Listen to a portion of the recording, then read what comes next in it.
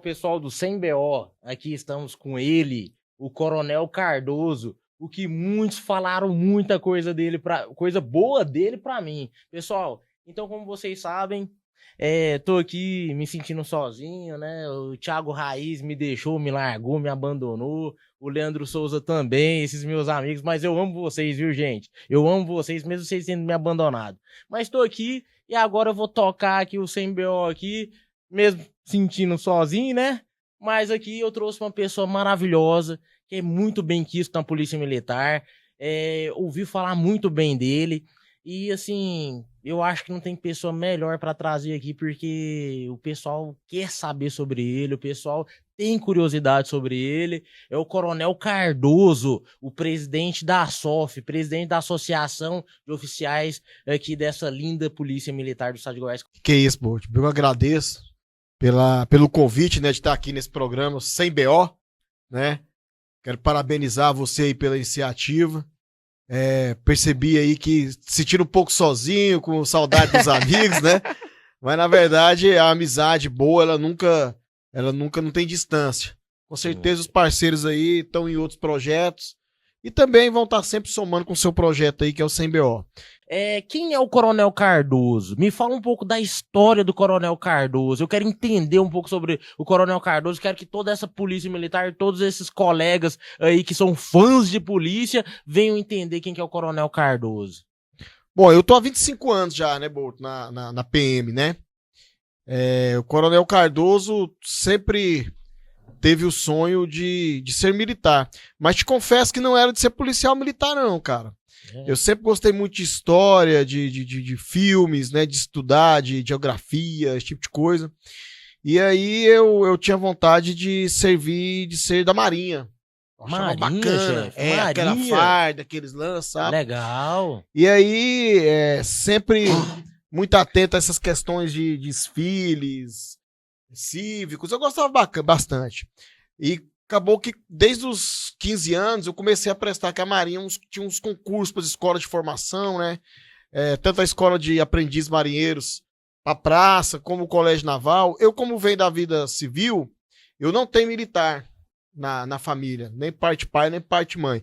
Então eu não tinha essa noção muito assim de patentes, de postos, né? Espera aí, não tinha não, cara. O senhor foi um policial que não teve parentes na polícia. Nada. Nem na polícia, nem nas Forças Armadas, nada. Um homem que chegou a coronel, o maior cargo da polícia, e não teve padrinho. Não teve coisa, teve estudo mesmo, foi estudar. Sim. Tá vendo aí quem gosta de concurso público? É estudar que você chega lá. Eu vou te contar a história do concurso, você vai pirar de cabeção. Aí o que acontece?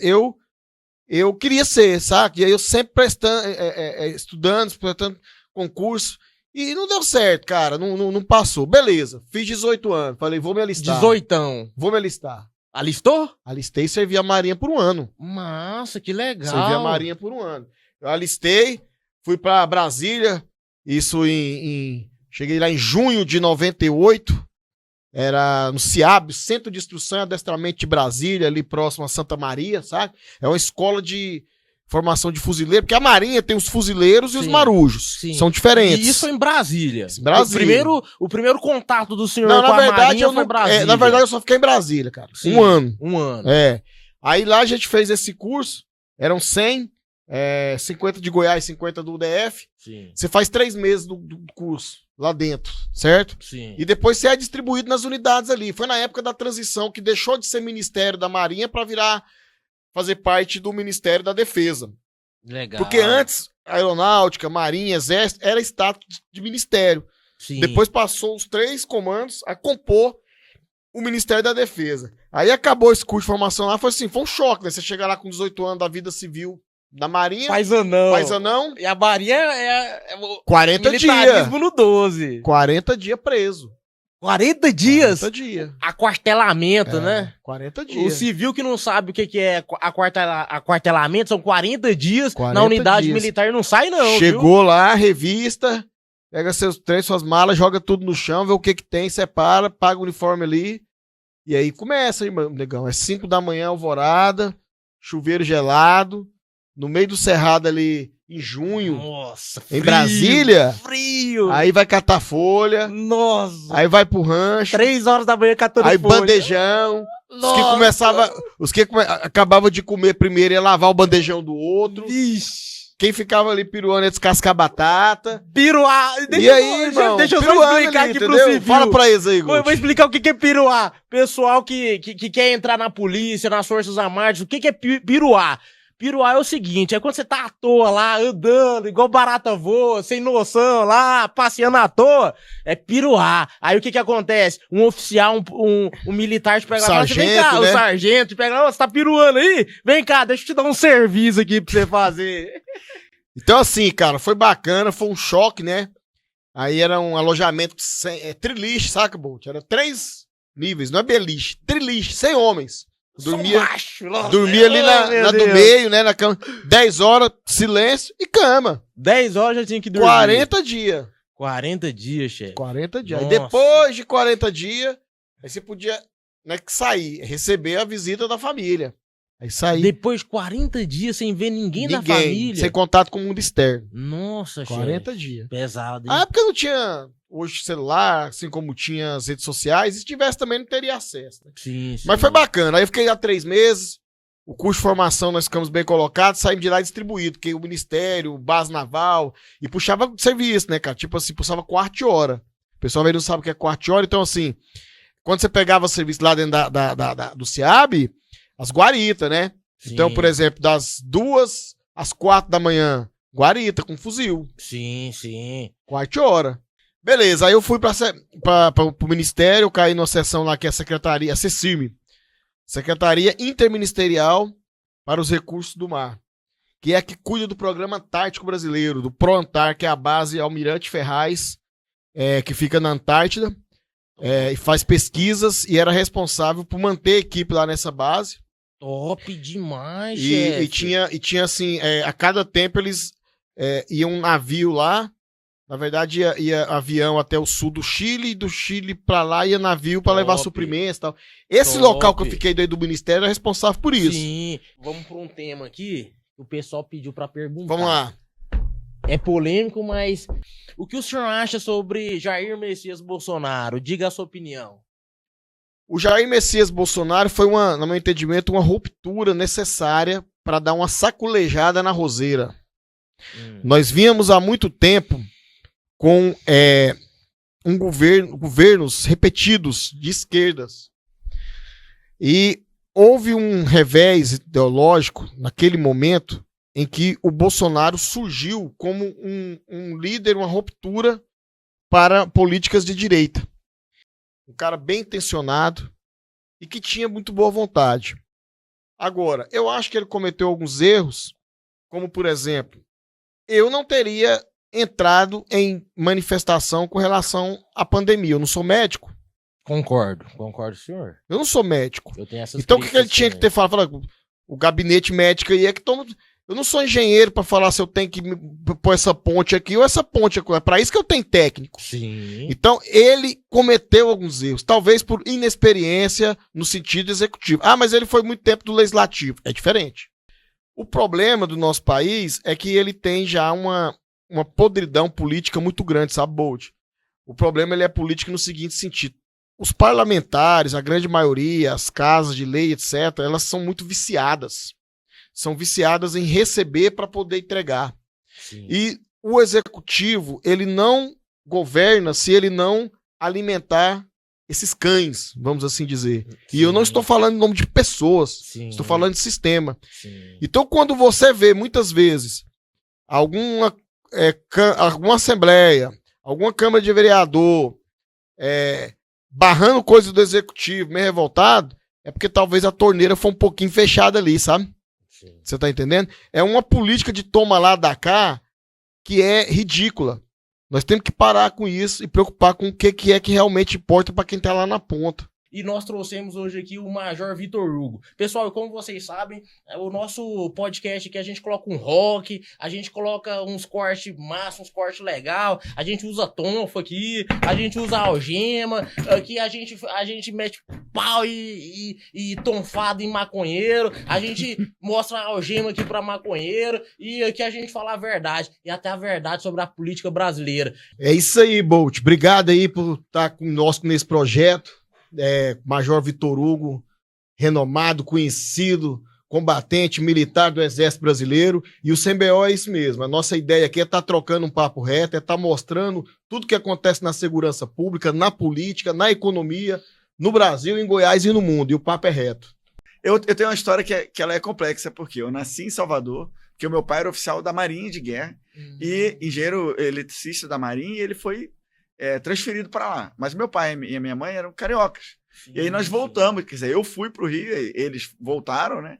E com 2 anos de idade. Eu fiquei lá até os 26 anos de idade, quando o Exército me transferiu para cá. Então, é por isso que o meu sotaque é meio cariocado. Eu não tenho...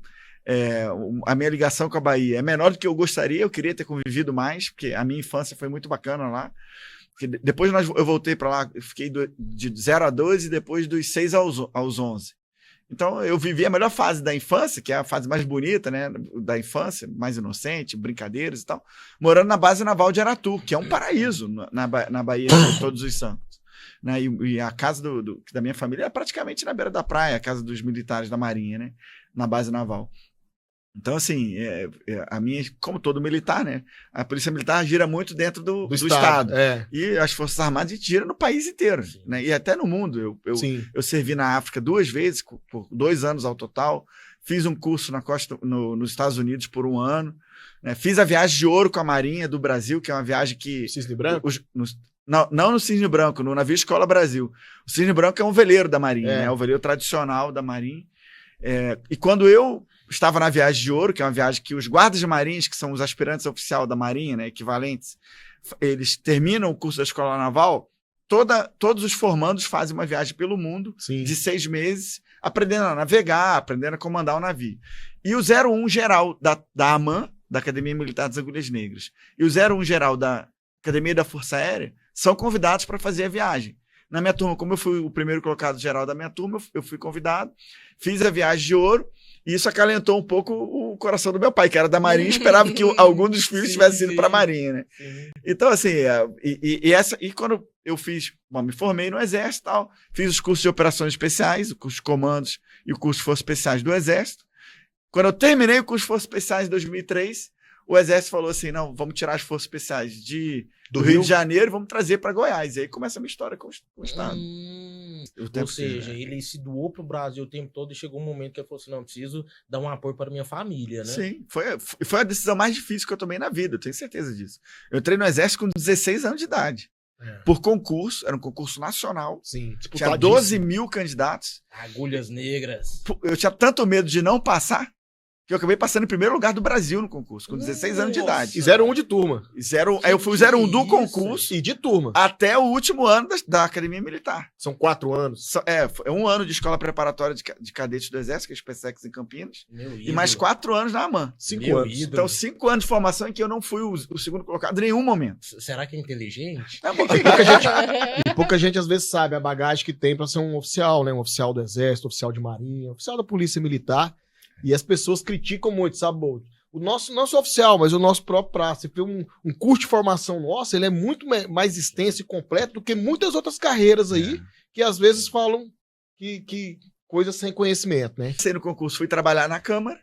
Quando chegou lá, quem que era o cara que trabalhava mais na área de segurança e defesa? Jair Bolsonaro. Outras áreas, que não tem só defesa e segurança e defesa, tem direito constitucional, direito penal, transporte. O Tarcísio passou, governador de São Paulo, passou no mesmo concurso, mesma época, em outra área, na área de segurança e defesa. E foi meu veterano na AMAN, o Tarcísio. Eu estava no primeiro ano, ele estava no terceiro. Mas eu fui para a área combatente das Forças Especiais, ele foi para o IME, né? Áreas diferentes. E ele também é de engenharia, da arma de engenharia, eu sou da arma de infantaria. Aí, quando eu estava lá na minha área, na minha sala, de repente entra o deputado federal Jair Bolsonaro. Primeira vez que eu Tava havendo um deputado, na verdade. Primeira vez foi presencialmente. Jair Bolsonaro. E foi ele. Quando ele entrou, a gente milico, né? Pô, eu não sabia o que eu fazia. Eu, pô, Travou, fiquei de pé. travou. Fiquei de pé e fiquei assim na posição de Que sentido dele. sentido, Aí ele, pode militar. ser mongoloide. Já sei, é você que é o Vitor Hugo. Ele né? falou Porque de falou jeito, desse para de jeito, ser eu- mongoloide. O Bolsonaro chegou no senhor e falou assim, não fica em sentido não, Pode mongoloide. ser para com mongoloide, isso. pô, para, senta aí, tá eu meio desconcertado. Ele, Nossa. pô, mas jovem, aí ficou aquela brincadeira, né? Eu ia pra comissão lá, Comissão de Relações Exteriores e Defesa Nacional, que ele atuava muito, ou da Segurança Pública e Combate ao Crime Organizado. Muitas vezes eu ia acompanhar o trabalho da comissão. Aí tava lá, quando ele entrava, ele olhava pra mim, falava, Torugo, Paga 10 paga flexões 10. aí embaixo Ó, da paga mesa. 10, paga 10. Todo mundo que é militar entende Então, e isso. aí eu não sabia se era real ou se era brincadeira, né? E aí, Tipo o assim, senhor aí eu- fazia, não, né? Não Ah, pagava, mas também. eu ficava naquela, tipo assim, vou fazer um gesto pra ele falar, não faz não. Não. E aí começou a amizade, inicialmente nesses termos, por causa do tempo de exército, né? Caserna, Embora a gente proximidade. não tenha coincidido, né? Ele já tinha saído do exército, então a gente não teve um período comum. Mas lógico que todo mundo sabia dele, né? Quando a gente entrou, todo mundo sabia de um deputado que era capitão do exército, paraquedista, e que lutava por nós. Então, Sim. eu não tinha convivido, nem encontrado com ele pessoalmente, mas sabia exatamente quem ele era. E aí, então, começou com uma amizade. Quando chegou no meio ali por volta de 2016, ele já estava muito bem, assim, já estava caminhando para uma pré-candidatura mais viável a presidente. A última função que eu exerci combatente aqui em Goiânia foi comandar o destacamento contra o terrorismo do Exército. Só tem um destacamento no Exército inteiro e é aqui em Goiânia, que se dedica o tempo inteiro ao contra-terrorismo. E nas Forças Especiais, 90% do meu tempo foi servindo nesse destacamento e no final eu comandei ele. E eu ficava assim, cara, será que tem amparo jurídico real para emprego do Exército no contra-terrorismo? Porque... Bom, a Polícia Federal nós temos, assim, é claro, né? É um crime, eles reprimem o crime, ok. E o Exército Brasileiro, pô, nós temos uma unidade que eu comandei, inclusive, e eu queria saber qual que era o amparo. Eu fiz um estudo e achei que havia umas lacunas ainda. Aí construí um projeto de lei e apresentei para o Bolsonaro apresentar porque ele também estava sendo criticado. Aí ele foi lá, apresentou o projeto, e aí ele me conheceu tecnicamente, que ele não conhecia, assim. Ele tinha uma noção vaga, ele sabe que esse concurso é um concurso muito difícil e sabia da minha história no Exército. Mas ele não tinha tido contato com um trabalho meu, e aí ele gostou do projeto e apresentou. Foi legal eu construir o projeto e apresentar para ele, mas eu queria eu mesmo apresentar, pô. Eu conceber e eu assinar, colocar o meu nome, eu participar, eu construir. Se o Bolsonaro, que passou pelas mesmas escolas que eu, tem uma carreira muito semelhante, é capitão paraquedista, eu também, né, paraquedista. Sim. Fiz os cursos da Brigada Paraquedista. Pô, se ele tá conseguindo fazer uma carreira política honesta, correta, e consegue defender os valores da família, pô, eu acho que eu tenho condições. Sim. Aí fui lá um dia, pô, bati lá numa quarta-feira, 9 da noite, bati lá no gabinete dele, deputado. Ele, Major, não sei o que, senta aí. Cara, aí era 9h30 da noite. Aí ele começou a falar do nióbio, do não sei o que, dos militares e tal, cara, daquilo, da fronteira de Israel e tal, e eu ouvindo aquilo e tal. Aí, quando deu 11h30, ele deu uma respirada assim. Pô, Major, mas foi você que veio aqui? O que você quer falar? O que o senhor quer aqui, Major? Eu falei, deputado, como é que eu faço para usar um broche de deputado federal igual que o senhor tá usando aí na próxima legislatura? Já assim. Aí ele, você tem interesse? Eu falei, tem. Ele, pô, cara, é difícil ter militares que se interessem pela política e tal. Fiquei muito tempo aqui, mais de 20 anos sozinho aqui. Então, pô, se você quer, eu falei, quero.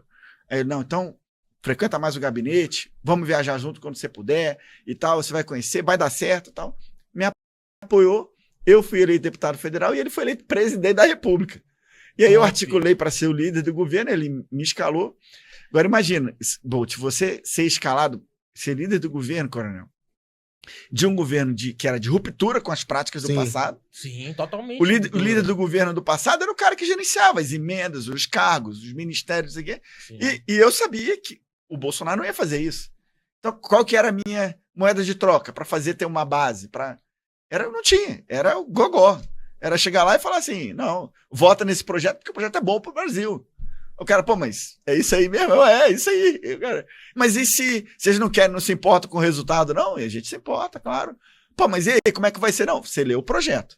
Se você gostar, você vota a favor. Se você não gostar, você vota Vota contra. contra. Se você gostar mais ou menos, apresenta uma emenda. O cara fica me olhando assim com um jeito, tipo assim, porra, esquece que ele tá de sacanagem ou tá falando sério? Sem BO, fala pessoal, pra nós é uma honra estar aqui com o Bolt e hoje um convidado mais do que especial, nós viemos até caráter, né, Bolt? Sim. Hoje o pau vai torar aqui, nós vamos falar de política, o que é isso, Bolt? Ué, chefe. Não, baixa a bola aí, não. Oposição. Nós vamos falar de polícia, vamos falar de futebol, vamos falar de tudo aqui que for bacana aqui. E quem que é o nosso convidado hoje? Chefe, ele é um herói. Sério? Aqui só vem herói, né, chefe? Só Aqui vem grande, né? a heróis. É isso aí. Chefe, ele é um coronel da Polícia Militar do Estado de Goiás, colega do senhor. E o que mais ele é, Bolt? também? Chefe, ele é presidente. De onde, cara? Presidente. Coronel presidente. Eu fiquei curioso agora. Achei que todo mundo tá querendo saber quem que é o nosso apresentador, nosso convidado hoje. Chefe, ele é presidente do Vila Nova. Ah, é isso aí, Vila Nova ui. Futebol Clube. O maior do Centro-Oeste. É um time grande, é um time bom, Então vamos chamar ele das boas-vindas ele aí, né, Vamos, Bolt? chefe, vamos falar com ele. Coronel Vila Nova, tá certo? Também. Chefe, é uma honra estar aqui com o senhor, é um prazer. A história do senhor é uma história fabulosa, uma história bonita. Na Polícia Militar eu vejo o senhor como aquele polícia forte, aquele polícia raiz, aquele polícia rústico, destemido, aquele polícia vinculado às especializadas. Chefe, queria entrar num tema com o senhor e ver também a opinião do Coronel Cardoso sobre a seguinte situação. Câmera na farda dos policiais. Hoje, qual que é o estado referência no país em segurança pública? Goiás. Nós usamos as câmeras? Não, Estado de Goiás. Ah, sim, não é sim, Goiás. sim, Goiás. Estado de Goiás. Nós usamos câmera? Não. Qual que é o, vamos dizer, qual que é o estado que se tem câmera que é referência de alguma coisa? Não tem. E aí nós vamos para uma outra questão. É preciso fiscalizar a atuação policial. Com esse tanto de câmera que tem na rua aqui, na porta Todo de casa... mundo tem uma câmera na mão Todo mundo tem hoje. uma câmera, todo mundo tem um celular. Tudo quanto é casa tem uma câmera. Vamos colocar o que hoje aqui em Goiás, no estado de Goiás? Vou até mudar esse nome aí. É Porque... Estado de Goiás. Goiás não. Vamos pensar aí, vamos colocar 2.000 câmeras no peito do policial para violar a intimidade de um cara que fica 12 horas, 24 horas. 24 horas, o cara não pode nem desabafar da vida pessoal dele com um colega do lado. Coloca 2.000 câmeras em rua para fazer leitura de placa. Hora que passar um carro roubado, acusar, para fazer uma cerca no nosso estado aqui, para você fazer análise de rota, para te direcionar a abordagem, para você fazer um policiamento inteligente. Vai colocar a câmera primeiro em cada célula ali da POG para saber o que é que as tranqueiras estão aprontando. É isso aí. Vai colocar a câmera em todos os presídios, parlatório, para saber o que as tranqueiras estão falando com o advogado. E isso não é cerceamento de defesa. Isso não é cerceamento de defesa. Principalmente os presos já condenados, que aí já estão com processo transitado em julgado. Vai lá, então, como o senhor bem disse, no mundo da fantasia, daqui talvez 50 anos, talvez vai se admitir. Sim. O dia que o policial tiver um carro blindado para andar, Sim. o dia que tiver cheio de câmera na rua, o dia que tiver câmera com reconhecimento facial para pegar foragido, aí ok. Agora, fora isso, amigão, não existe, ainda mais pro tomador de decisão que faz infração de segundo. Você é o Estado. Falo, reafirmo, hoje o problema não é legislação, comandante. Lógico que ela precisa ser aprimorada, ela precisa ser revista, principalmente a lei de execuções penais, mas hoje o grande problema, meu irmão, é quem está sentado do outro lado interpretando a lei do jeito que ele quer, sendo que nem direito para isso ele tem. Não é porque ele é juiz que ele tem um direito de julgar achando não. A lei, ela tem um espírito. Ela foi concebida no legislativo por espírito. O crime permanente, igual o tráfico de droga, o espírito dele a todo momento sempre foi. Pegou na posse de uma quantidade considerável que configure ali droga ou que configure ali, independente até da quantidade que tem ali a compra e venda, aquela comercialização, é flagrante, independente do que for. Hoje, você vai e um monte de jurista o judiciário querendo interpretar, por que você entrou numa casa lá dentro tem 1 tonelada? O cara estão muito mais preocupados em questionar a atuação policial. Aí me vem um ministro, com todo respeito, fala assim, a justiça solta porque a polícia prende mal. Não, não, não. A justiça solta porque ela quer. Porque ela quer achar pelo em ovo. Porque ela quer arrumar um monte de teoria pra ver o vagabundo, o tranqueira solto. Cara, recentemente aí, uma deputada federal do PSOL, vou falar, do Rio de Janeiro, propôs, ela teve a cara de pau de propor o não uso mais de aeronaves, helicópteros em ações policiais. Ué, como Tem assim, lógica? ué? Que loucura. Uai, o helicóptero é o que dá o suporte ali pra tropa que tá embaixo, dá a segurança, evitar com um policial, ou seja, pode pesquisar, dá um Google aí, tem uma deputada federal do PSOL do Rio de Janeiro que propôs a proibição do uso de helicópteros em ações policiais no Brasil, essa cara. medida Tem ajuda lógica? Comandante, ajuda comandante, quem, mas essa aí eu medida? vou falar. Não, ela ajuda alguém, Não, mas né? eu vou falar um negócio pro senhor. Essa meia ideia dela não é ruim, não, comandante. Mesmo? Põe uns drones assassinos aqui, igual aqueles dos Estados Unidos que matou o povo do Hamas. Porque é só uma desgraça, uma tranqueira daquela, tá com um fuzil, Ué. tá com um fuzil lá dentro do morro, Ele fazendo quer a matar segurança alguém, do né? dono do morro. Ele quer... Moço, vai lá, um dronezão assassino, puf, acabou ali, ó, legítima defesa iminente. Ele tá Cara com que tá arma, ele tá com pra fuzil, quê? ué. Simples Ele tá assim. com- Vai Vamos esperar pegar o quê? pega a ideia dela, quando melhora ela. Vai que olha o aí. senhor vira vai que o senhor vira um deputado. Se eu tiver essa oportunidade, você vota em mim, Bolt? Vai que o senhor vira um deputado, eu só gosto levo essa dessas ideia pra ideias. frente, comandante. Eu não tinha visto por essa ótica. Eu não tinha visto por essa ótica. Imagina, o povo Melhorou. matou. Como é que foi que é terrorista? Vamos aperfeiçoar. Foi ué. do Hamas, não foi? vamos Que entrou lá aperfeiçoar. dentro da casa dele. Lá, puf, acabou, filho. Simples, ligeiro Aí e barato. você vai fazer o seguinte: só abre uma enquete com a sociedade. Vê a ideia Com do a sociedade de povo. verdade. A opinião do Não povo. pesquisa segmentada, Sim. qualitativa ali, não. Vê o que ele acha do drone assassino. Entendeu? Tem que ser, comandante. Não tem conversa. Nós O estamos cara aqui... tá com fuzil, nós ué. Bolha. Aí o cara acha que... Moço, o cara ali dentro da favela... Aí o daquela policial tem que correr risco com fuzil, É. né? O policial tem que correr Tem que correr risco, risco. né? Tem que Exatamente. Peito de esperar, aço, tem que peito esperar de ele aço. atirar pra poder É. reagir. Entendeu? Então, Né? mano, É. então eu vou falar um negócio pro senhor. Nós somos um dos únicos países do mundo que polícia usa fuzil. Nós somos um dos únicos países. Fuzil é arma de guerra, irmão. Sim, Arma de guerra. sim. É arma de guerra. Nós não vivemos um estado normal de segurança pública. Nós vivemos um estado quase Sim. de guerra. Principalmente quando a gente fala no Rio de Janeiro. Então, E aí os caras querem vir com legislação com legislação que de... não se aplica à nossa de realidade. Suíça. É, de Legislação de Aí igual eu Suíça. fico vendo um monte de idiota, comandante, defender droga, liberação, uso de drogas. Sim. Saliba, bem-vindo aí ao 100BO.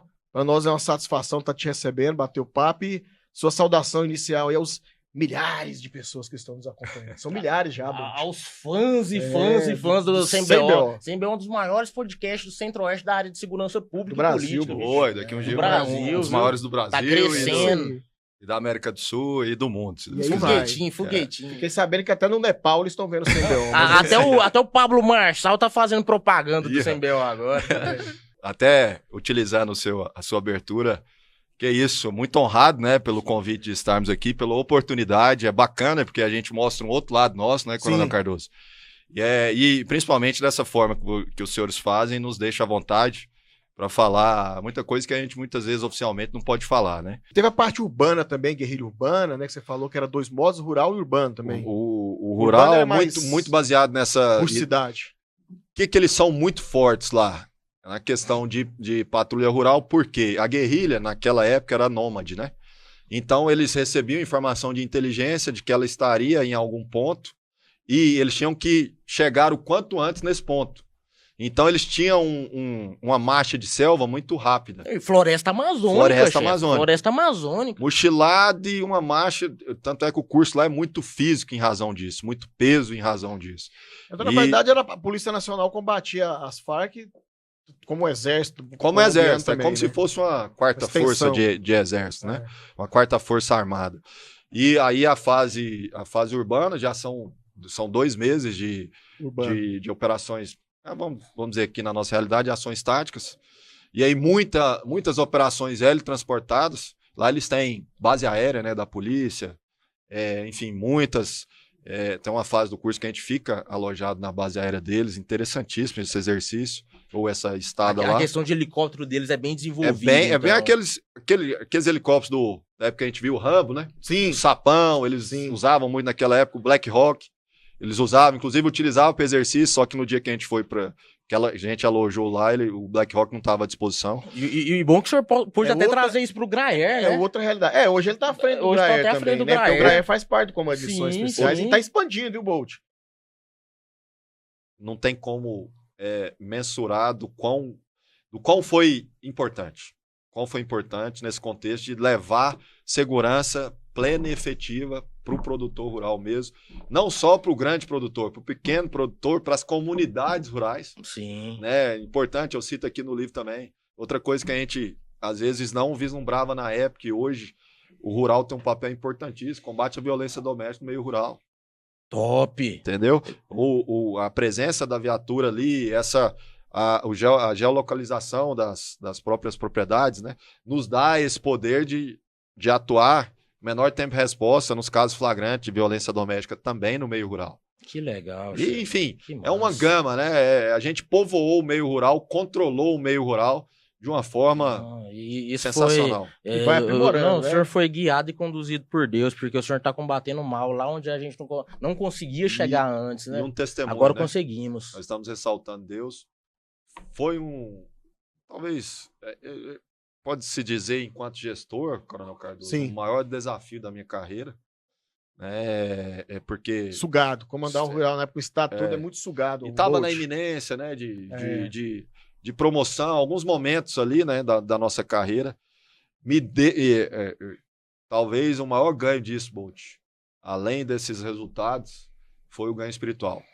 Foi uma fase que eu mais aproximei de Deus. Isso é bonito, viu? Foi a fase que eu vi o agir de Deus, assim, tipo assim, sossega, eu tô no controle. Isso é bonito. O Coronel Cardoso citou aqui a questão das invasões de terra.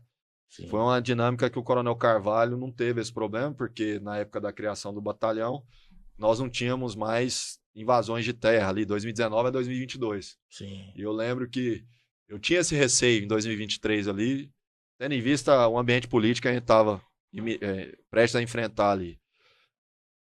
Deus é tão bom que o que eu achava que ia ser meu calcanhar de Aquiles foi uma honra. Foi onde me deu maior visibilidade. Maior visibilidade, maior penetrância, porque nós saímos no estado inteiro, não só eu, graças a Deus a gente descentralizou isso também, mas de forma nós percorremos o estado inteiro, narrando o protocolo que deveria ser feito por parte da vítima ali, né, de esbulho possessório, e isso nos trouxe esse contato com os produtores, esse conhecimento, essa maturidade, enfim, aquilo que eu achava que ia ser o meu maior problema, foi aquilo que me catapultou no cenário do Batalhão Rural.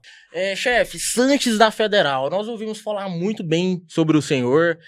O senhor é novo e mesmo assim tem uma força, uma garra que vem fortalecendo a política goianiense. E queremos saber um pouco sobre a vida do senhor. O pessoal aqui, que nós trazemos heróis e queremos saber quem é o herói Sanches da Federal. Fala um pouquinho sobre a vida do senhor, fala um pouquinho sobre o time de futebol, sobre o senhor na infância, na juventude. Fala coisas que o senhor quer abrir o coração pra nós aí. Queremos ouvir o que o senhor tem a nos falar. Quem chefe. é o Sanches da Federal, o homem, né? Por que entrou na Polícia Federal? Obrigado pela oportunidade, porque é engraçado isso, né? Todo mundo se apresenta falando currículo. Eu sou formado em Direito, sou pós-graduado em Direito Público, enfim. Mas o mais importante é o que você é na vida pessoal, essas minúcias, essa intimidade mesmo. Então, o que eu falo que é o principal é que eu sou casado há 23 anos com a minha esposa, tenho 3 lindos filhos, sou católico, praticante, e comecei minha vida profissional de verdade sendo jogador de futebol. Eu tenho histórias legais de futebol internacionais. Eu disputei o Mundial Interclubes em 2000, pelo Flamengo. No time foi o Ibson, o Felipe Melo, eu. Nós perdemos a final pro Corinthians, foi na Inglaterra. Tive também em Israel. Jogou na Inglaterra? Eu tive um campeonato mundial interclubes, eu fui pelo Flamengo. Jogar na Inglaterra. Lá na Inglaterra. Qual estádio? Então, era Staffordshire, não era perto de Londres, mas não era na capital. Não, então, perguntei porque eu gosto pra caramba de futebol, né? E assim, Vietnã, Inglaterra. Ele Depois rodou o cara mundo, né, tava chefe? Rodou trocando mundo. tiro na Tríplice Fronteira. Aí participou. Argentina, Paraguai, Brasil. Quem chamou ele? Você que chamou ele, Que moço? é isso? Não? Parabéns. O cara bom, né, É, gente? cara bom, né? Tive Israel também, Tel e aí Aviv, eu que terminei. serve? Eu tive em Nazaré, porque quem me Nazaré. levou à época foi um árabe, então Nazaré é uma cidade cedida para os árabes, aí joguei ali em Nazaré também, que era uma cidade que estava teoricamente pacificada à época, enfim, histórias boas, e depois fui para o Vietnã. Vietnã eu comecei na antiga Saigon, que é Ho Chi Minh, e no Vietnã eu falei, o que você comia, né? Eu cheguei num momento que eu não queria saber mais qual era a carne, não queria saber da espécie, a gente tem que alimentar, e treinava demais. Mas ali foi uma das maiores discrepâncias sociais que eu já vi na vida. A gente vê aqui a desigualdade social que tem rico, pobre, mas lá é demais da conta, muito. Então, assim, são experiências da vida que a gente vê realmente que uma discrepância social é muito miserável. E em Hanoi, por exemplo, que eu não fui, mas aí lá tem hotel de $5 mil a diária, $10 mil a diária, e um cara ali que com $10 ele passa muitos dias trabalhando, comendo, enfim. Então você viu lá o exemplo vivo do que o comunismo é capaz, né? Ali é Porque o tristeza Vietnã, mesmo. muitos anos de comunismo, né? Onde aquela falácia de todo mundo igual tá aí, ó. Viu com os próprios olhos como é que é. Mas pode até ser todo mundo igual, né? todo mundo Pra igual baixo. na lama. Igual na pobreza, Todo né? mundo igual na pra pobreza, baixo. né? Não deu certo em nenhum lugar do mundo, né? E lá eu vi com os meus olhos ali, e é tristeza mesmo. O pessoal Não. te olha assim, como você fosse um extraterrestre. A quem interessa o enfraquecimento operacional da PRF? Fica a pergunta. Mas eu tava falando da criminalidade, então nós tivemos uma importância muito grande nesses anos do governo Bolsonaro. Aí na polêmica que eu tô falando, infelizmente, e eu não falo a nível estadual, porque a nível estadual, os meus comandantes, os meus colegas são os mesmos e eu admiro eles demais. Já estão integrados, né? Mas o direcionamento nacional tá horroroso. Agora nós fomos impedidos. Tem uma portaria pública, né? Então vocês podem ter acesso, que proibiu a PRF de trabalhar no GAECO. Na FICO. Na FICO. Fazer parte da FICO. Então a Subir PRF, na favela. a PRF não faz mais Não, na nada. favela não. Na favela não é PRF. Aí não pode ninguém. mais. Ninguém, Não pode dar né?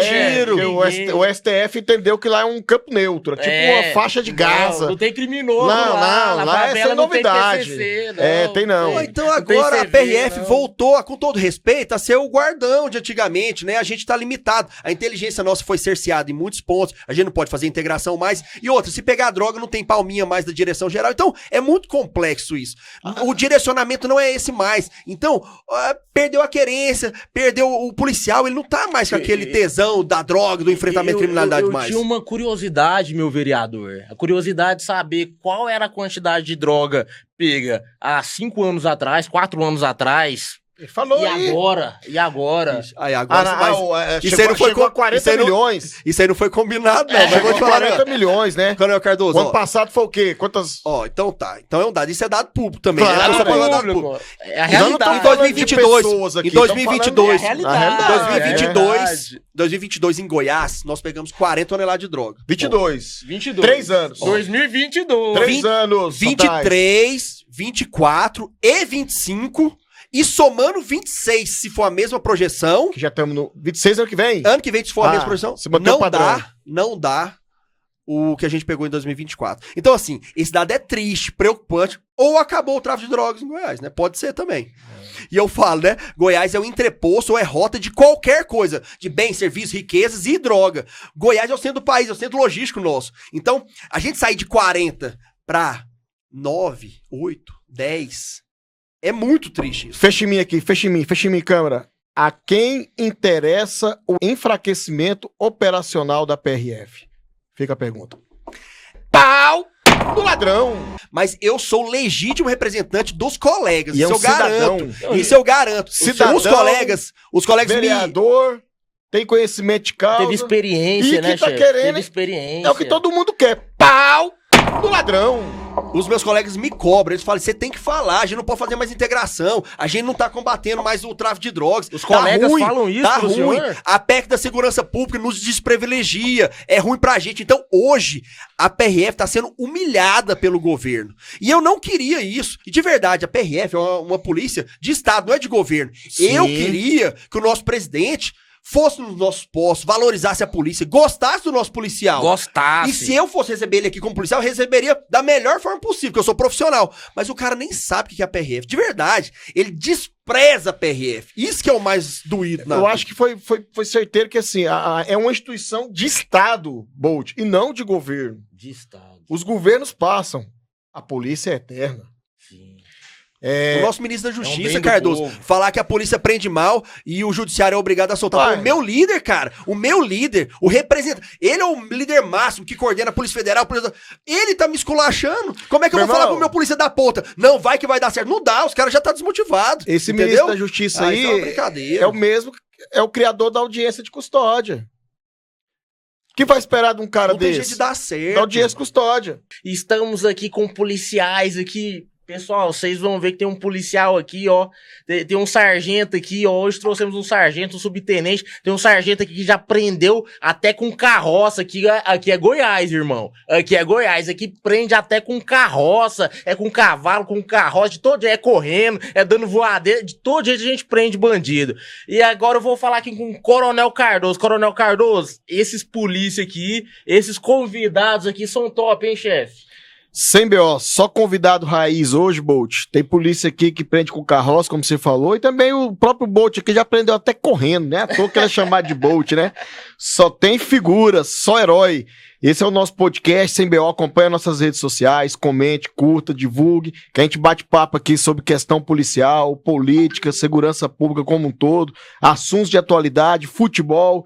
E parece, Bolt, que até moda de viola vai rolar hoje nesse episódio aqui, hein? Sério, chefe? Viola Até caipira, até viola Aô, caipira. não. Já vai começar, Bolt?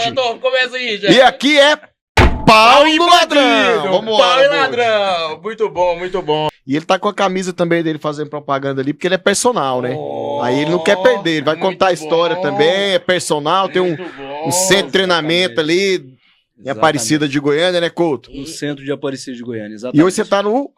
Hoje eu tô de volta no 8º Batalhão, né? Depois de passar pelo Fazendário com o senhor, Batalhão Rodoviário, trabalhei com o senhor. Aparecida de E Goiânia. isso, uma passagem na CPE, e hoje eu retornei pro 8º Batalhão. Tá na função de CPU lá, né? Exatamente. E aquela área central ali de Aparecida ali, aquela área de... Ela tem muitas ocorrências, né? A experiência, a vivência ali é muito bacana. Exatamente. Aparecida de Goiânia a gente tem tudo que o senhor puder imaginar de ocorrência, de acontecimento, acontece em Aparecida de Goiânia. Né? Desde a prisão de grandes ladrões, a ocorrências engraçadas, a fatos corriqueiros, Curiosos. né? Igual anteontem a mulher me liga, me pergunta, primeiro pede a viatura. Calma, o que está acontecendo? Ela, não, eu quero saber se tem como eu registrar uma ocorrência contra um homem que falou que vinha morar comigo e não veio. Que é isso aí? rapaz! Que carência é essa aí? E nós temos que orientar da melhor maneira Tem possível. que né? tratar bem o A cliente. mera promessa amorosa, a mera promessa ali de uma união, alguma coisa assim, não constitui crime nenhum, né? O estelionato amoroso, alguma coisa. Vamos inventar Estelionato aqui. amoroso, essa é boa. Diferente. Sem BO também é cultura. Muito bom. Infelizmente não tem crime, você vai continuar solteira, sozinha do jeito que você tá, e vamos lá que nós temos que trabalhar. Aí você passou essa orientação pra ela. Exatamente. A viatura teve lá, não Exatamente. teve que ir lá deslocar lá não, A né? viatura tem que ir porque hoje todas Abriu uma as ocorrência, ocorrências né? são registradas, né? Sim, um raio, né? Então, eu acho isso interessante pro polícia ir no local e se inteirar em loco do que tá acontecendo realmente. Sentiu o clima, né? Sentir o clima, exatamente. Chefe, o caso dela nem no Procon não resolve, né? Ninguém resolve, na verdade. Existem situações onde o sexo feminino ele faz a diferença positivamente, não é mesmo?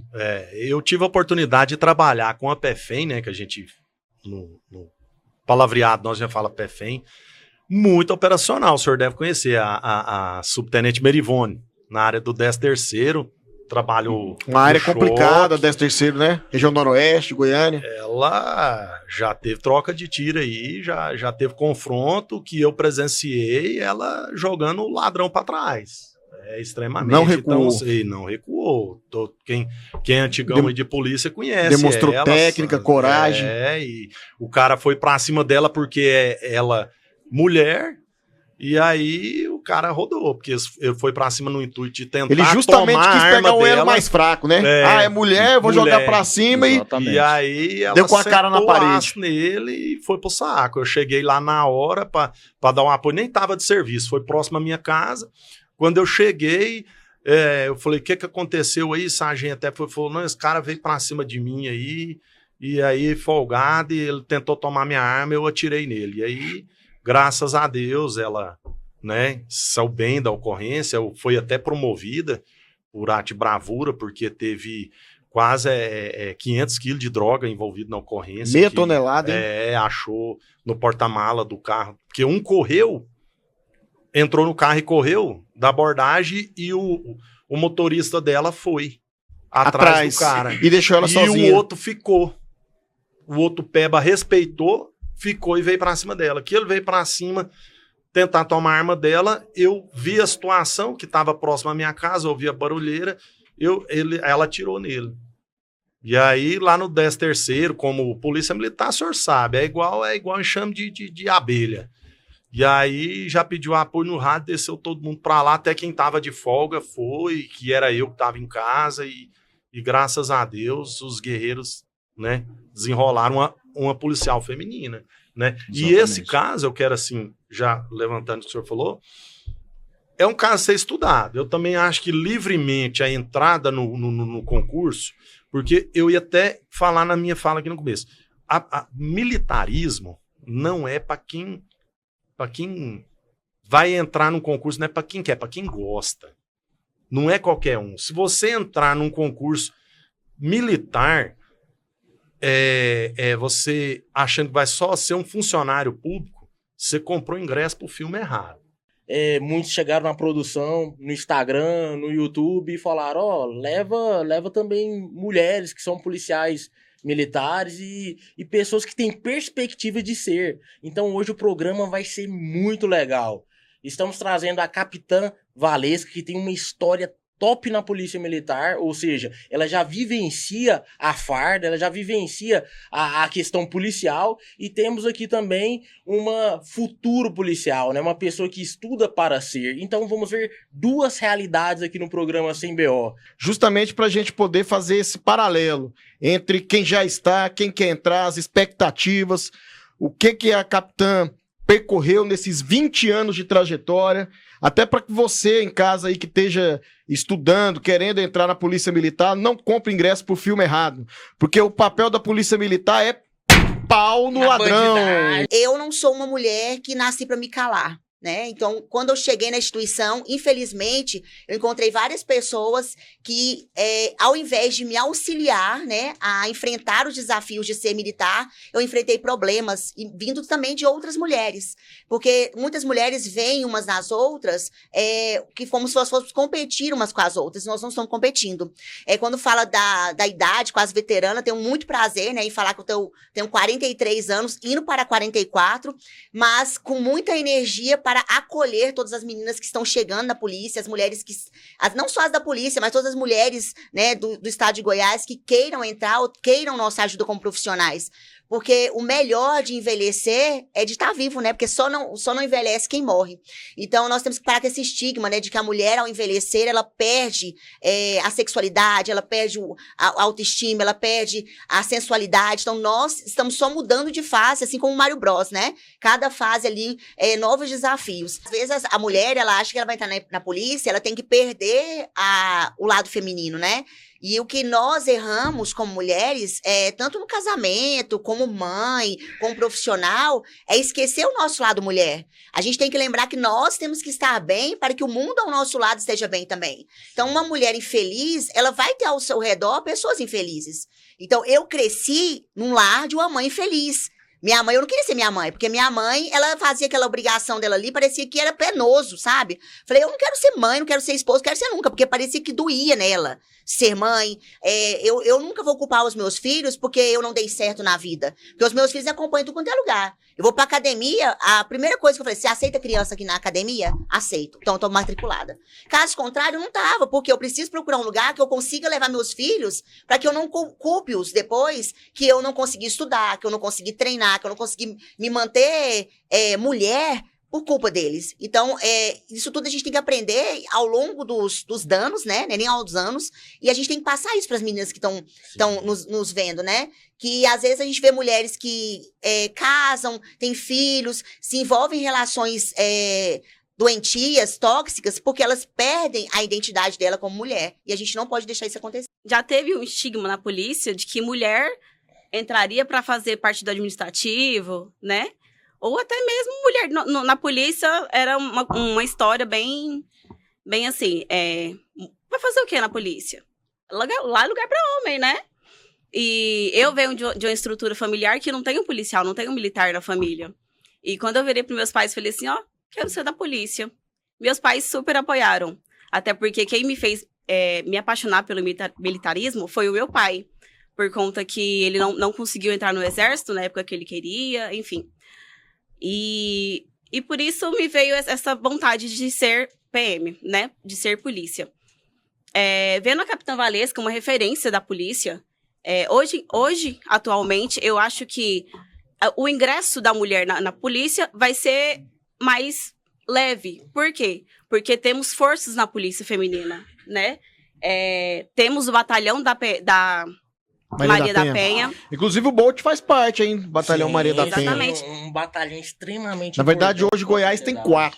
4 batalhões Maria da Penha no estado. E um abraço pra Coronel Dirline, que ela que é a comandante, né? Abraço também pra Patrícia, Major Patrícia, comandante do batalhão lá da cidade de Goiás, amiga nossa também. A Dirlene comanda aqui Goiânia e região E metropolitana. aí a Major Daíse também. A Daíse. E E a Major Karine. pronto, citam todas abraçadas.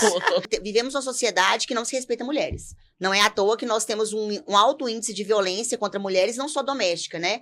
De falta de respeito com a figura feminina mesmo, a objetificação do corpo da mulher, a obrigação da mulher o tempo todo estar pensando que roupa que eu vou vestir, como eu vou me apresentar, como é que eu vou ser vista se eu tiver daquela forma, o que eu falo, como eu sorrio, como é o palavrão que eu falo, se eu bebo uma cerveja. Então, assim, toda a sociedade está milimetricamente julgando aquela mulher. Tanto que você não vai perguntar, você não vai ver a sociedade culpando um pai solteiro, né, que abandonou a mulher, a família e tá vivendo a vida dele. Fala assim, não, mas a mulher não vai falar assim, ai, cadê seu filho? Onde os seus meninos estão com quem? Não, tá com o pai dele, né? Agora vai chegar um homem lá sem os filhos, ninguém pergunta cadê seus filhos para aquele homem. Então nós romantizamos muito a sobrecarga feminina. E eu não concordo que teste físico tem que ser igual, porque a compleição física é geneticamente provada a diferença física. Eu sou uma mulher que treino pesado, suplemento, né? Gosto de força e não tenho a força física de um homem. E eu não treino fofo, eu levanto 75 quilos do chão. Treina mesmo. E jogo 75 pra cima da minha cabeça. Mas eu não tenho a força física de um homem. Então, eu faço barra. E é muito difícil a mulher fazer barra. Muito difícil. Hoje, na academia que eu treino, poucas mulheres fazem barra fixa. Então, eu exigir isso, eu estou indo na contramão do que é biológico. Então, não é, mimimizinho demais de mulher. Não. Quando eu falo respeito, direitos iguais, é dentro da compreensão física de cada um. Ele foi a minha inspiração pra entrar na polícia. E aí eu tinha acabado de perder minha mãe, sou órfão de pais. E eu tava passando por um momento, assim, devastador na minha vida, que eu tinha perdido meu chão, minha vida tava difícil, tava triste, eu tava sem saber o que fazer da vida. E aí eu pedi a Deus, antes de dormir todos os dias, para que eu pudesse ter uma profissão, para que eu pudesse poder ter uma carreira. Cheguei nele e falei, ele já tava pronto pra abrir o alvo, que era um cursinho que ele já tinha alugado um lugar. Ou seja, ele devia estar arrochado, porque tava alugando um lugar ali, saindo do Claretiano, ele tava apertado. Eu cheguei nele e falei assim, professor Rodolfo Souza, eu tô passando por um momento difícil na minha vida, mas eu tenho um sonho de estudar. Eu tenho um sonho de crescer na vida, de ter uma profissão. Eu queria muito pagar o cursinho do senhor. E eu queria ver o que o senhor pode fazer pra me ajudar. E aí ele falou assim pra mim, Coronel Cardoso, ele falou assim, estuda. Eu não quero saber do seu dinheiro, eu quero saber o que você passa. Eu quero saber que você passa. Eu não tô preocupado com seu dinheiro. Nós estamos aqui pra te ajudar. Eu quero que você passe. Eu quero que você se torne um policial. Ele não sabia da minha vida. Ele não sabia que eu tinha perdido um pai, que eu era órfão de pai, que eu tinha perdido uma mãe, que eu era órfão de mãe. Ele não sabia que no momento ali eu tava sozinho na vida. Ele nunca nem tinha te visto. Nem te conhecia. Nem me via. Ele só quis fazer o bem na minha vida. Obrigado, comandante. Obrigado, Júlio, pelas palavras. Na verdade, quando eu recebi o convite para estar aqui no 100BO, eu já tinha certeza que a gente ia ter um momento especial. E começar, assim, já conversando com esse depoimento do Júlio, realmente me emociona, Júlio. E eu fico feliz, de alguma maneira, do trabalho que a gente desenvolve, ter impactado a sua vida, impactado a vida de outras pessoas. Mas eu quero aproveitar, já que nós estamos começando aqui, o Júlio falou assim que eu alugava um espaço, né? E até para quem está acompanhando poder entender o motivo do poder, como a educação transforma a vida das pessoas. Eu comecei os trabalhos de preparação para concurso público, dando aulas, ministrando aulas para concurso público, porque eu, em particular, passava por um momento pessoal de necessidade de mudança, necessidade de transformação. Tinha acabado de encerrar também, Júlio, concomitantemente nesse período, a minha graduação em Direito na Universidade Federal de Goiás, e eu estava naquele instante falando assim, eu preciso agora alcançar um novo status na vida. Eu já era soldado da PM e estava buscando minha projeção numa carreira de oficial, porque eu ingressei na faculdade de Direito com esse sonho. Não era ser juiz, nunca foi ser delegado. Eu ingressei na Universidade Federal para a graduação de Direito, sonhando e desejando ser oficial da PM, já que desde 2005 o concurso aqui em Goiás tem a exigência da graduação em Direito. Eu queria até fazer uma pergunta pro senhor, a bravura do senhor, como que foi? Conta pra nós, né? Rapaz, hein, Júlio? Foi nas antigas, Foi. né? Aquele lá foi, né? Rapaz. Nas antigas. Júlio, um dia eu tava ali no centro e tem uma pastelaria ali muito conhecida, Pastelaria Formosa, pastelaria bem conhecida, tradicional no centro de Goiânia. Boa. Muito frequentada ali pelas pessoas do centro. E eu cheguei já no final do expediente, parei meu carro, e entrei dentro da pastelaria, e eu tinha um costume nessa pastelaria, Júlio. Tava paisando. Paisando, quando eu era de folga. Eu cheguei na pastelaria e eu tinha um costume. Lá na pastelaria tem uma característica. Você compra a ficha para depois consumir o pastel. E já pedi o pastel antes de comprar a ficha. Já era Já conhecido lá? já conheci e tal. Era no que eu fui pedir o pastel, tava tudo tranquilo assim.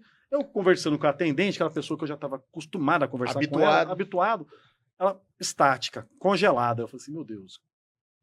Eu insisti, falei assim, não, eu quero pastel de carne. Ela não movimentou. Vixe. Parada. Eu falei assim, na hora que daí que eu olho pro caixa, tinha, entre eu e uma outra pessoa que estava lá no caixa, tinha um consumidor ali, um cliente. E o cliente estava com o pastel na mão, estático. Assim, ó. Deu ruim. Olhei, observei, não tinha ali um movimento de assalto. Tinha um jovem no caixa, conversando com o atendente que estava lá no caixa. E não tinha movimento, não tinha arma, não tinha voz de assalto, não tinha nada. Então só tinha esse silêncio, movimento estático. Eu fui me aproximando para identificar o que estava acontecendo. Quando eu cheguei perto, aí eu consegui ver o atendente colocando o dinheiro na sacola para entregar para o autor. E quando o infrator se virou, eu já estava ali para facilitar a conduta, evitar o contato corporal, já estava com o meu celular e minha carteira na mão, pronto para entregar para ele. Né? Então, quando ele se virou, ele já sacou a arma, ele saca a arma, eu imediatamente entrego para ele o meu celular e minha carteira, e quando ele sai do estabelecimento, eu vou atrás dele. Eu dou voz de prisão e ele se vira com a arma em mãos. Nesse momento, eu efetuo 2 disparos. Um acerta no peito, outro na mão, e a agressão é cessada. Ele consegue empreender fuga, ainda assim, deixando... Neutralizado. Baleado, ele ainda... Empreendeu fuga, mas a arma caiu. Pau no bandido. Pau no bandido. Mas a arma caiu, ele conseguiu correr, entrou num carro e fugiu.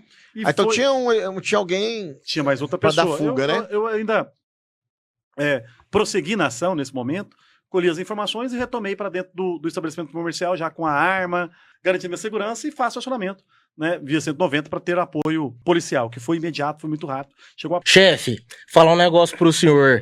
Eu comentei com alguns colegas, né? Vamos trazer o Major Marra do Corpo de Bombeiros lá, e o pessoal falou assim: não acredito. Não acredito. Major Marra, chefe, diz que os vídeos dele são descontraídos. Estão bombando, né, Bold? Bombando, e traz um significado interessante, porque vai trazer, na realidade, algo que vai te ajudar, vai ajudar a vida do senhor. Em alguma coisa ajuda. Informação útil e inteligente. Informação útil e inteligente. E o Major Marra, ele é um cara simples, humilde, e a gente aqui, Major Marra, a gente quer que o senhor fale, eu quero que o senhor faz até propaganda que o senhor quiser aqui, porque o CMBO também ele faz propaganda, viu?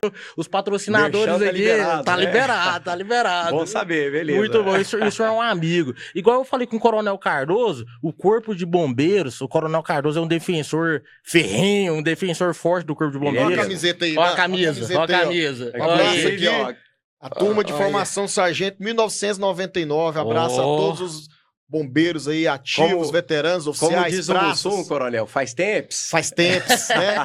E em especial aí ao meu amigo Capitão Guimarães, que é o nosso diretor lá na associação, e o Coronel Santos, nosso vice-presidente. Uma vez eu fui questionado, né, por uma pessoa, um civil, mas por que tem que fazer isso?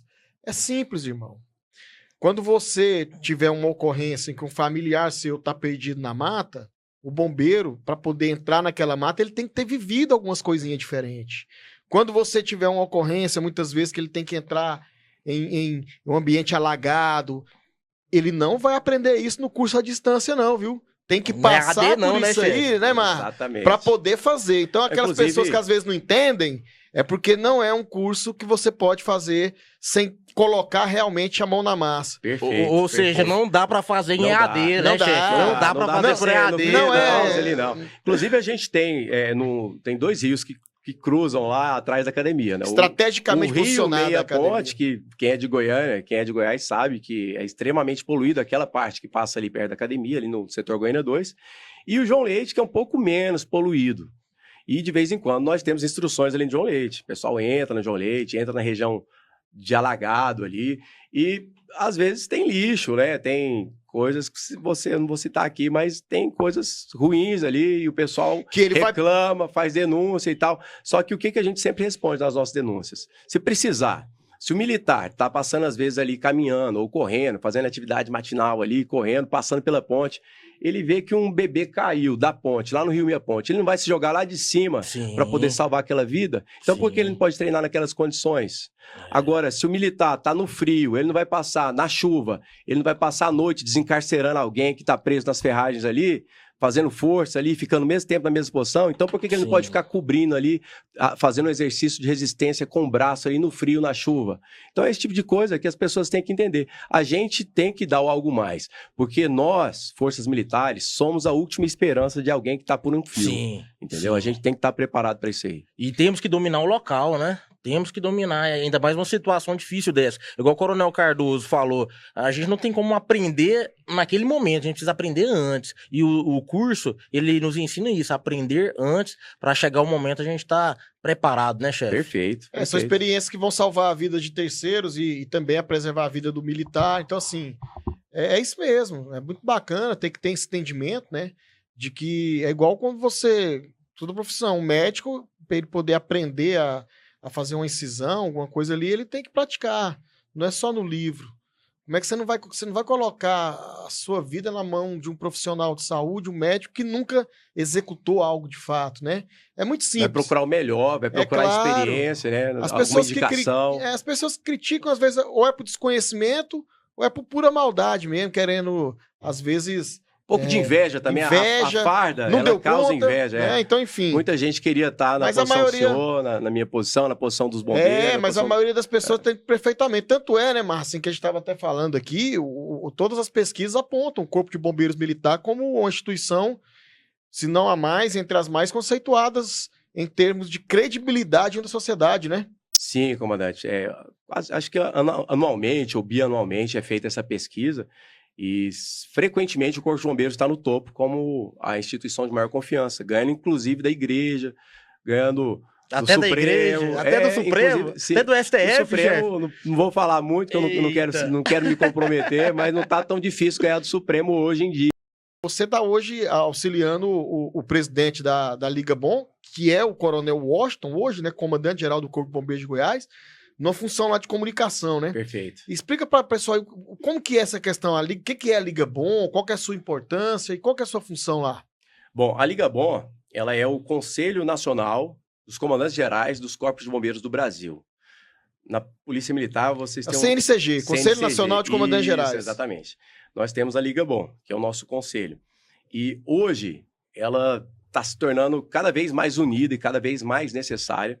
Nós conseguimos, dentro da gestão do Coronel Washington, que hoje é o atual presidente, já está no segundo mandato, conseguimos uma sede própria lá em Brasília, que é extremamente estratégico para os corpos de bombeiros. Conseguimos reverter decisões dentro do Supremo Tribunal Federal, que trouxe mais recursos para nós. Conseguimos aprovação de leis que vão também trazer mais recursos. Conseguimos inserir os corpos de bombeiros do Brasil na PEC, que permite que destinações orçamentárias da saúde venham para aquisição de viaturas dos corpos de bombeiros também. Tudo isso graças ao trabalho constante da Liga Bom. Ô, Majomar, falando em ocorrência, teve alguma ocorrência que, durante, assim, sua carreira, te marcou? Você quer compartilhar? Comandante, as ocorrências que mais marcam são aquelas que a gente perde a vida da pessoa que a gente está tentando salvar. São as que mais marcam.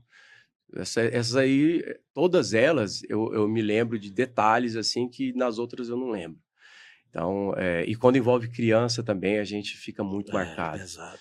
Lembro de um afogamento de uma criança que a gente ficou ali por mais de hora lá, tentando ressuscitar. A USA chegou, medicação e tal.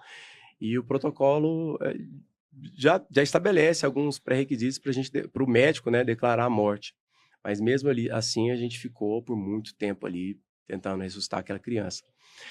E por causa de descuido, né? Por causa de descuido, a mãe havia deixado os filhos, eram 2 gêmeos, com o irmão. O irmão colocou os 2 para dormir. Qual a idade do... Era menos de 2 anos. Colocou os 2 para dormir. E aí, um deles acordou mais cedo, mas os demais, e os 3 dormiram, né? O irmão, no caso o tio, também estava lá dormindo. E o que acordou mais cedo foi na piscina, caiu na piscina. Quando o tio acordou, foi procurar o filho, encontrou ele já flutuando na piscina. Não se sabe quanto tempo ele permaneceu ali afogado. Então, você que tem piscina em casa, olha a dica de segurança. Olha aí. Olha a dica de segurança. Cerca. Não deixe sua casa sem cerca. Ah, mas é só alguns minutinhos. É nesses minutinhos que o acidente acontece. Não deixe sua casa sem cerca. Enquanto seu filho não for grande o suficiente para conseguir ficar em pé dentro da piscina, souber nadar com eficiência, ensine seu filho a nadar. É o que eu falo. A natação, ela é a vacina contra afogamento. Ensina seu filho desde cedo a nadar. Nasceu, coloca na natação. Trouxemos o Coronel Wendel. A galera pediu... Lembra dele das antigas.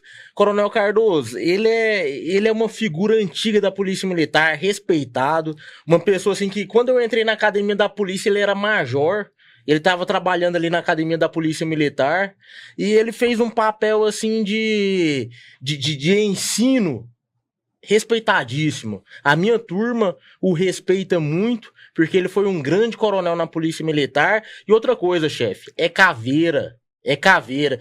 Ouça só o que esse coronel tem a falar aí para os senhores.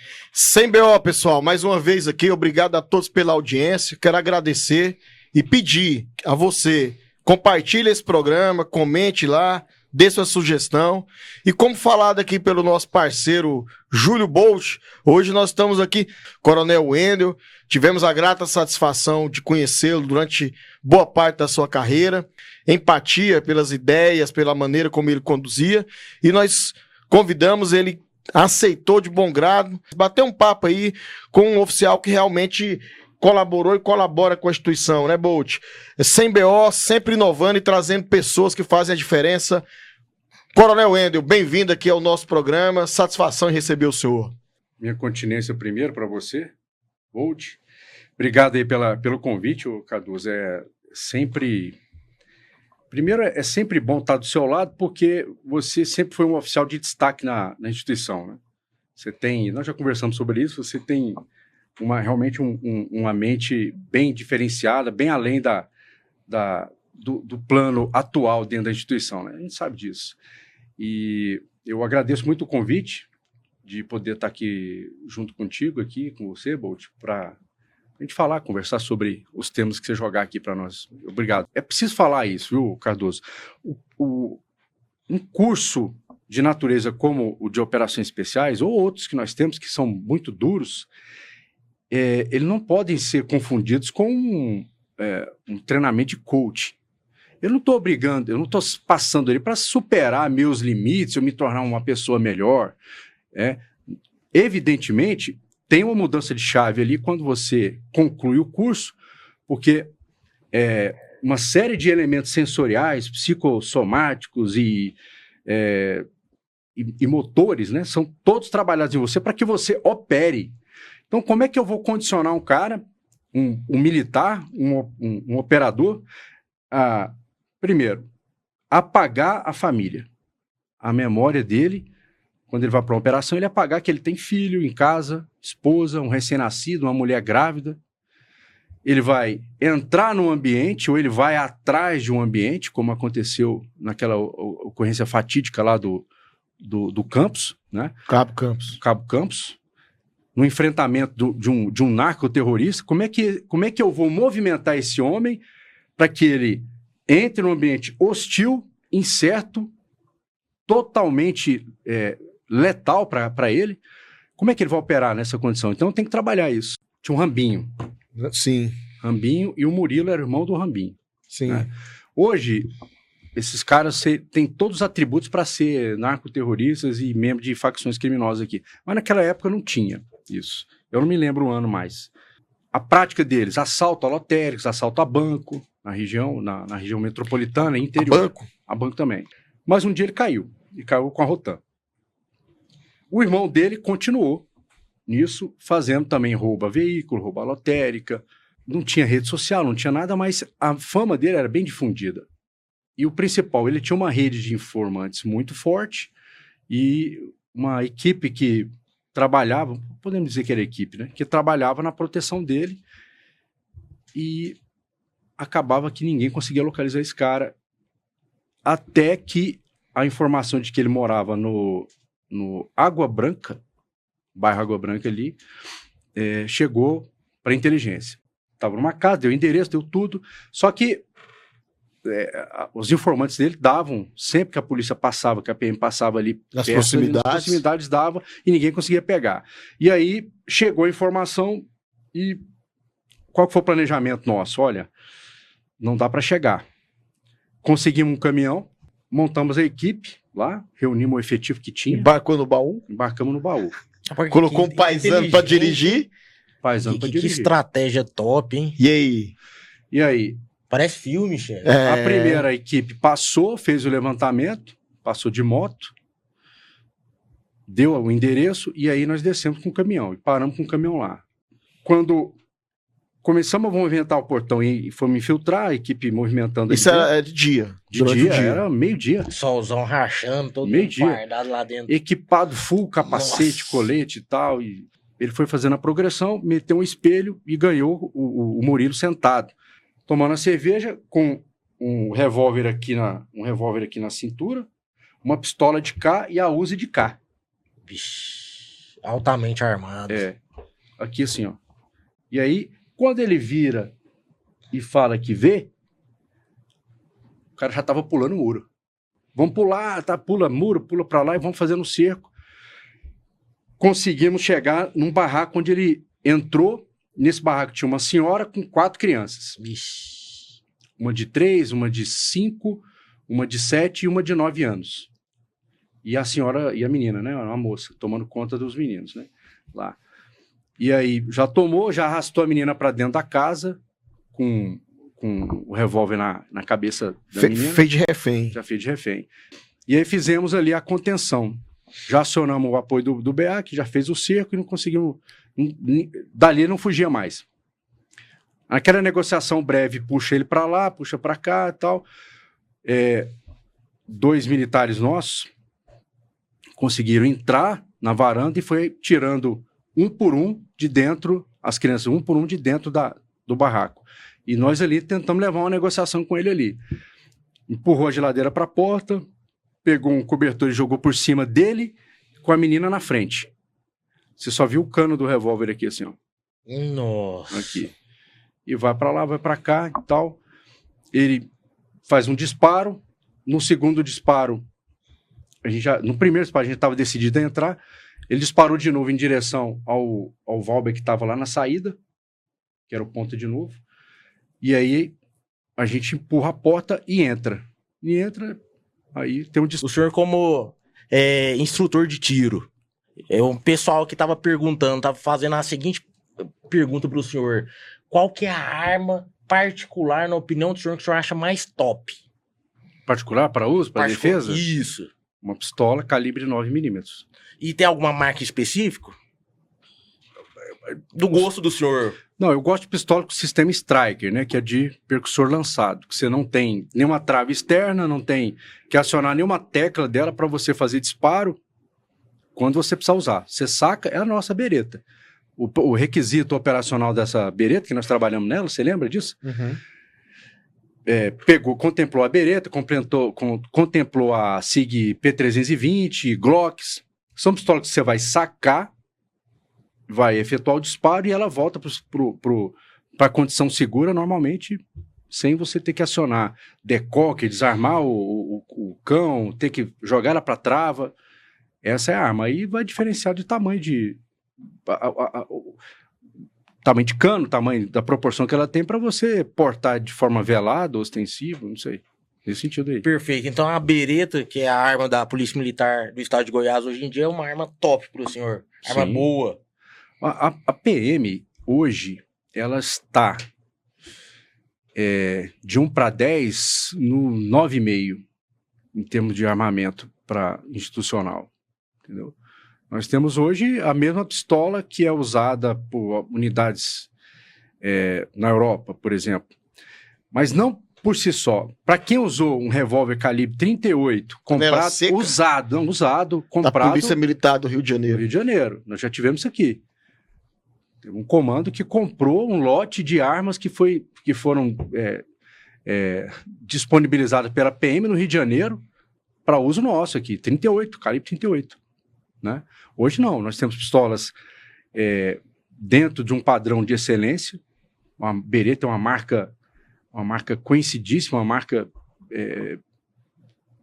marca de armamentos de excelência, fuzis e tudo padronizado, né? Sim. A mesma arma que você tem aqui tem posse, tem São Miguel do Araguaia, que Catalão. Nós somos a única PM no Brasil que tem esse modelo, hein? Nós. Sim. Entendeu? Então, a indicação minha seria essa aí. Por conta também da capacidade, volume de fogo, você tem outro carregador, acabou a munição, você joga outro carregador, você tem mais ali, 15 no mínimo munições ali para poder lá ter. E mais se você tiver condição ainda de usar, isso para nós que somos policiais, né? Ainda usar um backupzinho com outra, ou uma pistola menor, ou até um 38, um revólver curto, também ajuda. Tem muita gente que faz isso, né, Carlos? Perfeito, excelente ouvir do senhor essa opinião, o público estava querendo ouvir, viu, chefe? O pessoal tem uma simpatia muito grande pelo senhor e sabe muito sobre a questão técnica que o senhor traz, e é sempre bem-vindo essas dicas, principalmente de armamento, o senhor entende muito bem. Chefe, obrigado pela presença do senhor. Não, aqui, ó. Tem alguma coisa aí, chefe? Pro comandante aqui, ó, um presente, um kit sem BO, com a camiseta, com a caneca. Pra nós, o senhor não é coronel, pra nós o senhor é general. Isso, cara. Passa pra ele aí, Bolt. Um kit. Obrigado pela presença do senhor, kit sem BO.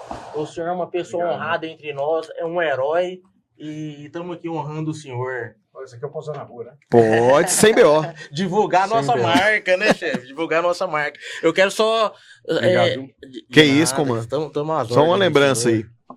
Eu quero agradecer a presença do nosso ilustre, né, chefe? Agradecer também o senhor que sempre tem nos honrado aqui com a graça do senhor, que o senhor é um homem honesto, íntegro e um homem que tem nos ajudado muito. E desde que o senhor entrou no CMBO, o senhor tem sido uma bênção aqui pro CMBO. Que o senhor tem isso, sido eu o que cara agradeço. aqui do CMBO.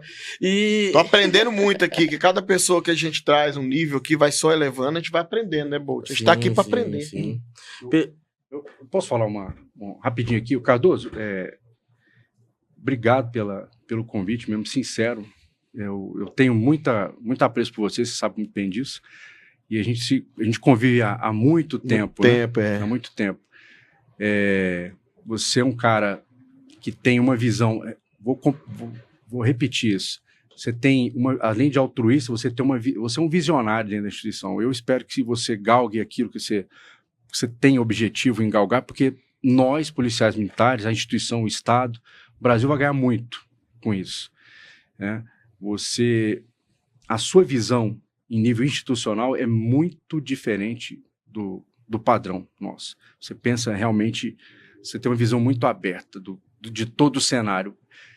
E a gente saindo dessa caverna aqui, a gente consegue impactar melhor o nosso público aqui, as pessoas que a gente tem apreço, né? Obrigado aí pelo convite.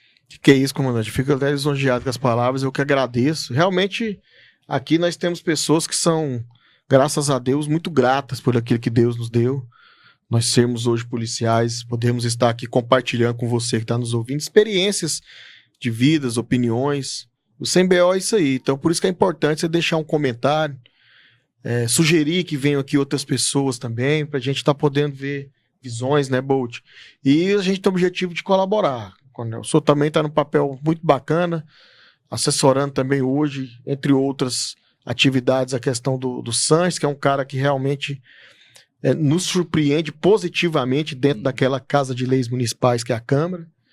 O ambiente é hostil, mas é para isso que nós fomos treinados, para operar em ambiente hostil. Isso. Não é isso, Bolt? Verdade. Então, eu quero agradecer a todos vocês aí. Até o próximo episódio do CMBO. Compartilhe esse episódio, curta lá, comente. Muito bom, pessoal. O CMBO fica por aqui.